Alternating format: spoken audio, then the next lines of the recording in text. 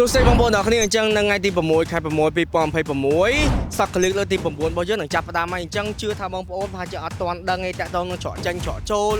emergency exit កន្លែងចតម៉ូតូកន្លែងចំណតឡានអីផ្សេងៗអញ្ចឹងថ្ងៃនេះខ្ញុំមកប្រាប់អ្នកទាំងគ្នាក្នុងវីដេអូមួយនេះអូខេឥឡូវថនចេះក៏មើលអត់ដឹងថាសូនឡើយណាឡើយនេះបាក់យល់ព្រោះកន្លះថាមរបស់យើងធំអញ្ចឹងខ្ញុំនាំអ្នកទាំងគ្នាទៅមើលប្លង់ដ្រូន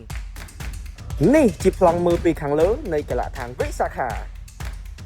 យើងចេញពីស្តុបផ្សារទំនើប Aeon 2យើងបត់ឆ្វេងនិងបន្តទៅត្រង់រហូតយើងនឹងឃើញកន្លះឋានវិសាខានៅឆ្វេងដៃ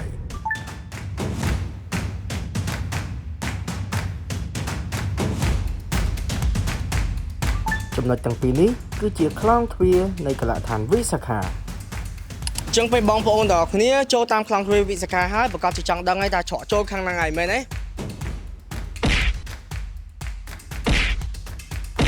ចឹងកុំឲ្យបាបងប្អូនឆ្ងល់ជូនទៅមើលដល់លើហ្មងមកវ៉ាវកន្លែងអង្គុយច្រើនមែនតើបងប្អូនទាំងគ្នា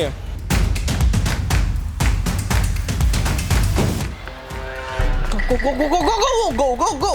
បងប្អូនទាំងគ្នាចឹងដឹងអស់ហើយណាអត់មានព័ត៌មានអីបន្ថែមទៀតណាជួបគ្នាថ្ងៃហ្នឹងណាអូខេមែនចំណតម៉ូតូចំណតឡានអូខេឡើងប្លង់ដ្រូនឲ្យបងប្អូនទាំងគ្នាមើលមួយទៀតនេះគឺជាចំណតឡានហើយនេះគឺជាចំណតម៉ូតូអូខេដល់គ្នាអញ្ចឹងជួបគ្នានៅថ្ងៃទី6ខែ6ឆ្នាំ2026នៅកន្លះឋានវិសាខាក្នុងកម្មវិធីសក់ក្លឹកលើកទី9